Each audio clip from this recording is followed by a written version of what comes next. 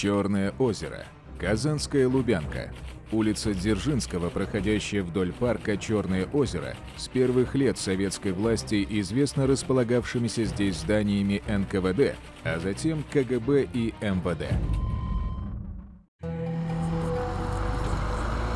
Дорога – самая, пожалуй, мистическая вещь в сознании человека. Веками она манила к себе романтиков, путешественников. Кажется, вот выйдешь на дорогу, оставишь за спиной все то, что мешало тебе в прошлой жизни, и начнется что-то такое новое, неизведанное и обязательно хорошее. Да, дорога прекрасна, но она и опасна.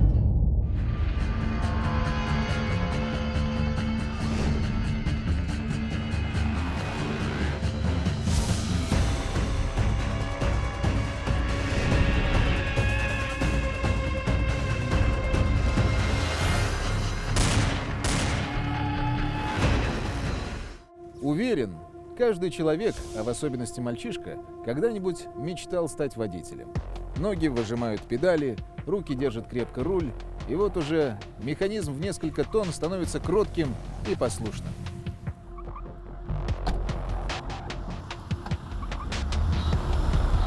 Для кого-то это так и останется мечтой.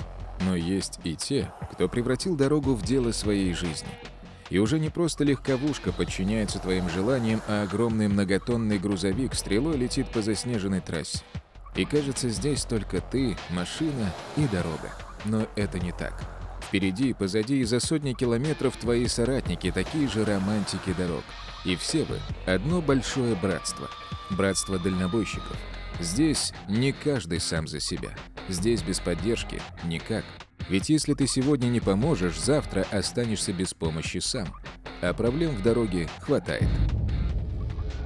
Мне пришлось работать на дальних рейсах, так как в других местах работ не было, и пришлось работать. Работа была интересная в начале, но в дальнейшем процессе работы столкнулся с такими явлениями, которые для меня сейчас вспомнить даже страшно. Подходит молодежь и начинает грабеж. У одного из них рука в запаске, а что у него в запаске, мы не знаем. И поэтому приходится разговаривать по-доброму. А он тебе спрашивает: твои деньги, где они, что они, давай сюда поделимся. Трасса М7. Александр Ильин и Виталий Ефимов, водитель и бухгалтер ООО «Транссервис», возвращались домой из Набережных Челнов. Требование гаишников, внезапно появившихся перед автомобилем, никаких волнений не вызвало. Обычная проверка. Сколько их таких уже было? И тем страшнее оказалась действительность.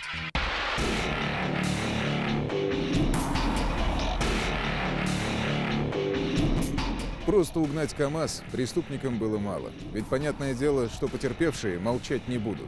А раз так, значит, нужно от них избавиться самым страшным образом. Они сразу напали на водителей с использованием пистолета, скрутили их, связали. В дальнейшем машину отогнали в лесопосадку, где совершили убийство. 29 сентября 2001 года в лесном массиве возле поселка Татарстан Тукаевского района обнаружены два гнилостно разложившихся неизвестных трупа мужчин. Было произведено опознание. Ими являются жители города Уфа Ильин Александр Борисович и Ефимов Виталий Анатольевич, которые приехали за запасными частями для автомобиля КАМАЗ в город Набережные Челны и до настоящего времени числились без вести пропавшими.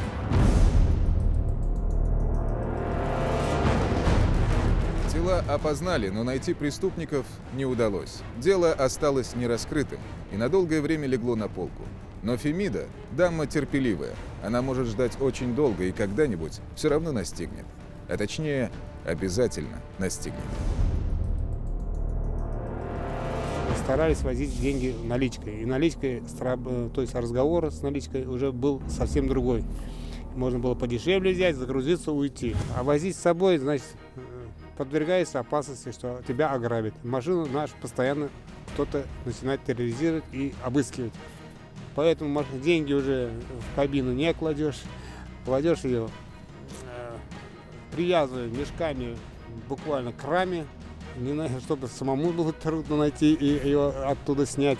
Так товарищ тоже спрятал деньги, их не нашел. То есть на трассе пока шел, 1000 миль пока проехал, ну, где-то, видимо, или плохо привязал, или как-то сорвало и вылетел, потерял деньги.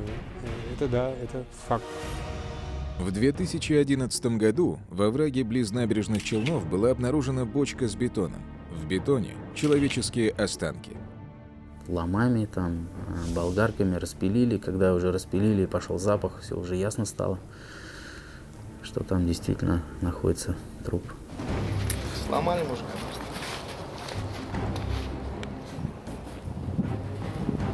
А вот нога. Вот нога.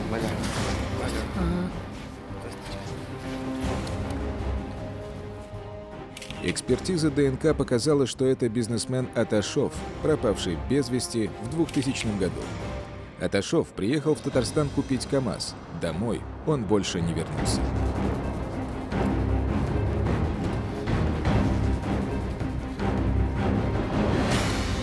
Приехали, нашли его родственников с Туркмении. Приехали 2 брата, которые забрали труп, похоронили у себя. Они очень благодарны нам были. Вот, письма слали, спасибо говорили. Потому что 10 лет никаких известий не было. Началось следствие. Работать по делу спустя 10 лет непросто, но следователям удалось установить, что тогда, в 2000-м, Аташов познакомился с Александром Яналеевым, мастером «Золотые руки». Тот предложил клиенту сэкономить. Зачем покупать новый КАМАЗ, когда можно отремонтировать старый? Будет как новенький, а насколько ж дешевле выйдет? Яналеева и Аташова связывали приятельские отношения, они познакомились задолго до совершения убийства. И когда Аташов приезжал из Туркменистана на территорию Республики Татарстан для, скажем так, занятия частным бизнесом, он занимался реализацией каракулевых шкур, останавливался у него в квартире. Аташова знала супруга Яналеева.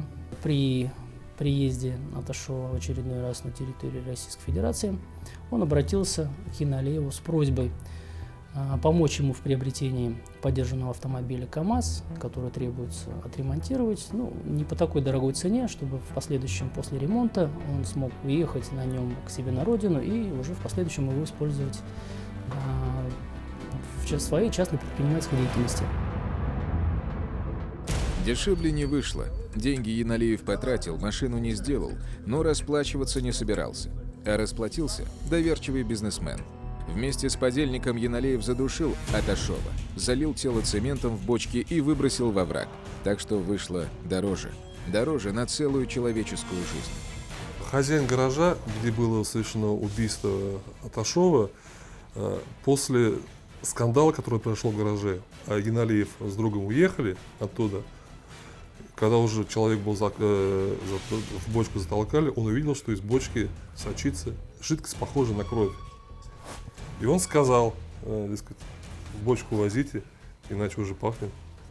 Боясь за свою судьбу, за свою жизнь, за свою безопасность и безопасность своих близких, он о данном факте сотрудникам правоохранительных органов не рассказывал. Наглость преступников поражала оперативников.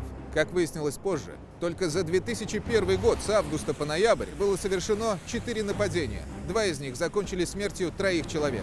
1 августа погибли Ильин и Ефимов. 5 октября предприниматель Марков. Наверное, Марков до последнего надеялся выжить. Его задушили 5 часов спустя после нападения. 2 ноября угнали КАМАЗ и ограбили женщину-предпринимателя.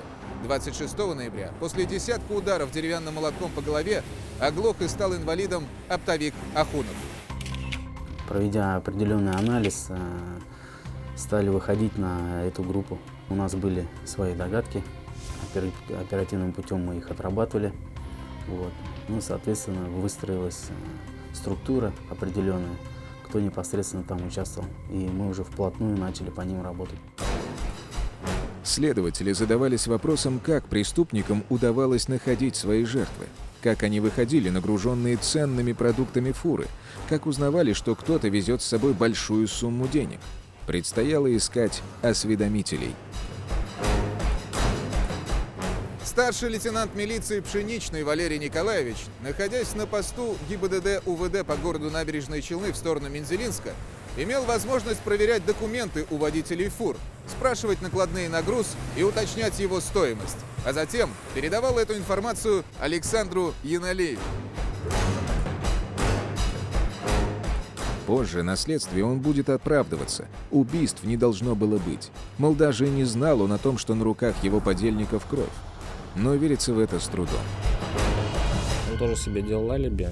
Он в это время не дежурил, а приезжал к своим коллегам и участвовал в досмотрах, видел, кто что везет, и сообщал. На это он и давил в ходе процесса. Но как Яналеев, так и другие участники судебного процесса, подсудимые, свидетели, прямо указывали на него, что он причастен к совершению преступления, что он знал, что данные автомашины, на которые он указывал, пропадали, водители пропадали, впоследствии обнаруживали трупы водителей-экспедиторов. Считаю, что в данном случае он предатель, он предал правоохранительные органы, которые борются с преступностью, а в данном случае он выступил на стороне организованной преступности. Мало того, именно Пшеничный достал 2 комплекта формы сотрудника ГИБДД. Следствие установило, что в распоряжении банды имелись и жезлы, и наручники, и фуражки. В целом, преступника было практически невозможно отличить от настоящего сотрудника. Было и оружие, пистолет, автомат, патроны к ним. Шаронов провел за рулем не 1 час. Усталость уже давала о себе знать. Стоит, пожалуй, заехать в знакомый магазинчик, ноги размять. Он даже не сразу и заметил, что его КАМАЗ выезжает со стоянки. В растерянности, выскочив из магазина, Шаронов бросился к стоящему рядом легковому автомобилю и помчался за КАМАЗом, догоняя тяжелую машину.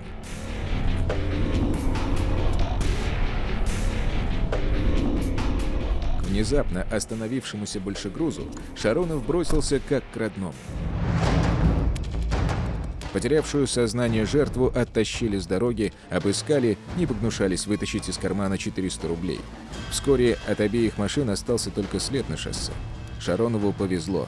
Удар оказался не смертельным, но КАМАЗ его исчез бесследно. В одно дело объединяли все новые и новые эпизоды. Были и исполнители, и осведомители. Они выглядывали на оптовых базах клиентов, у которых точно имелись деньги. Главарь банды Яналеев руководил ею жесткой рукой. Потерявшим доверие грозила смерть. Сам Яналеев, он интересная личность, все преступления тщательно планировал, готовился к совершению преступлений. Он не пощадил даже жену. В августе 2001-го женщина приревновала мужа к собственной сестре и пригрозила разоблачением.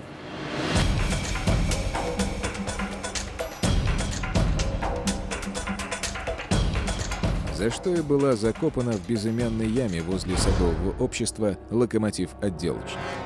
Она была не глупая женщина, сопоставляла факты, что именно в эти ночи, когда совершались преступления, он отсутствовал дома. И Яналеев, опасаясь, что его супруга в ходе конфликта пойдет из застоя правоохранительным органам, решил ее убить. Родственники Ирины безуспешно пытались ее найти. Но и здесь изворотливый ум Яналеева нашел выход. Он по паспорту своей супруги направил другую девушку отдыхать в Сочи, где данная девушка уничтожила паспорт и вернулась по своему паспорту. И сотрудники полиции, пытавшиеся установить местонахождение супруги Яналеева, не могли, поскольку все ниточки, ведущие к ней, обрывались в Сочи, так как билет в ту сторону был, а обратно она не возвращалась. Родственники, безусловно, догадывались, что она не могла так пропасть, потому что у них имеется общий сын, она просто уехать в Сочи не могла, но доказательств никаких не было, и Яналеев сам вину не признавал, и у него было алиби. Чего стоило следствию разобраться в этом эпизоде? Были проверены десятки рейсов, опрошены десятки людей. Были моменты, вот золото нашли, потому что, говорят, Яналеева никогда со своим золотом не расставалась. И когда там подруга пришла там, к ним домой и увидела, что ее золото лежит, которое она не снимала, кольца и сережки, лежит в доме, она была очень удивлена, у ней сразу напросилась мысль, что к этому преступлению может быть причастен Яналеев. Всем известное с детства Игра в пазлы. Интересная, увлекательная, картинка, разделенная на множество частей, тренирует память, развивает воображение. Можно часами сидеть, складывая кусочек за кусочком, находя все новые фрагменты. Работа следователя очень похожа на эту игру в пазлы. Вот только картинка получается не очень жизнерадостная.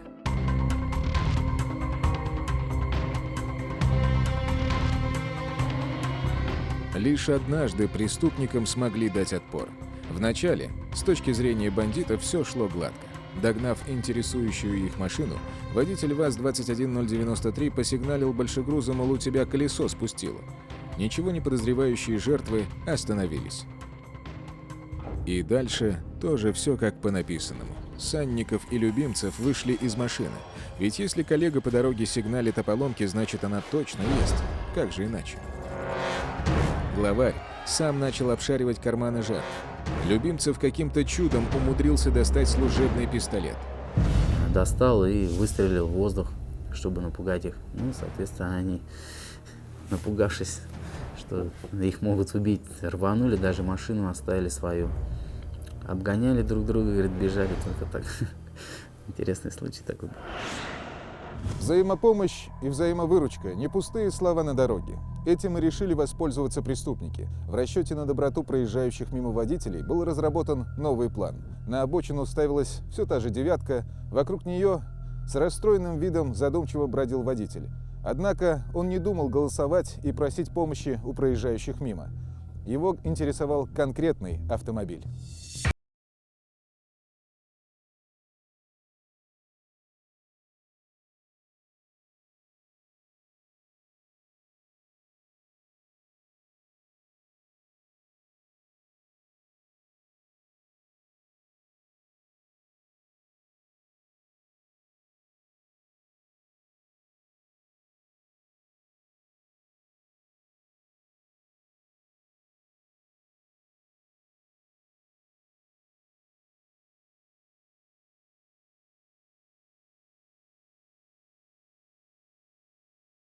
Показаний свидетеля Галиуллина. Я дежурил охранником в садовом обществе с дороги. Примерно в 19:30 со стороны птицефабрики ко мне подошел мужчина и спросил, где он находится. Руки его были скованы спереди наручниками, на голове черная вязаная шапка. Он рассказал, что на него напали на дороге, скрутили и привезли сюда. Я помог ему проволокой открыть наручники. Потом он поймал попутку и уехал. Богаткину повезло. Обнаглевшие преступники не побоялись оставить жертву в живых. Очнувшись в Тукаевском районе, он на попутках сумел добраться до поста милиции.